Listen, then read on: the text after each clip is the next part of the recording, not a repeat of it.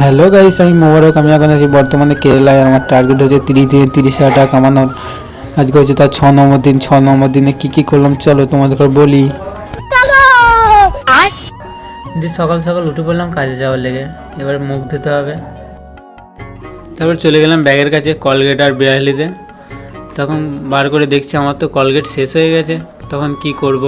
তখন কলগেট তো নাই, কি করা যায়? মাথায় একটা বুদ্ধি চলে এলো। তারপর আমি ছোটোবেলায় বাড়ির বুদ্ধিটা কাজে লাগালাম। এই কলগেটটা মধ্যেখান দিয়ে কেটে নিলাম। এই কলগেটটা বার করে ব্রাশটা ভেতরে ঢুকিয়ে মুখ ধুতে লাগলাম। তারপর অনেকক্ষণ ঘষাঘষি করার পর দেখে নিলাম দাঁতগুলি সাদা হয়েছে নাকি। তখন দেখলাম না, ভালোই সাদা হয়েছে। তাই চলে গেলাম রেডি হয়ে কাজে যাওয়ার উদ্দেশ্যে। এখন আছি বাস স্ট্যান্ডে দাঁড়িয়ে। এবার যাবো কাজে। বাসে চেপে বাস থেকে নেমে এখন যাচ্ছি কাজের সাইডের দিকে হেঁটে হেঁটে। তো যেতে যেতে আমাদের সামনে এই রাস্তাটা পড়লো। এত ঘাস আর এত শিশুরি, কি বলা যাবে, এখন পুরো ভিজিয়ে গিয়েছিলাম।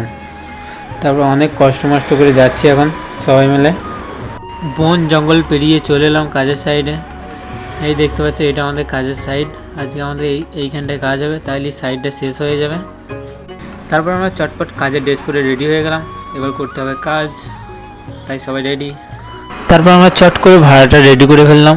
এবার আমরা করব কাজ, আর তোমরা চটপট লাইক শেয়ার করে দাও। আর এখানে আমার 6 দিন পূর্ণ হয়ে গেল। কাজে লাগা মানেই তো 6 দিন পূর্ণ হয়ে গেল, তাই না?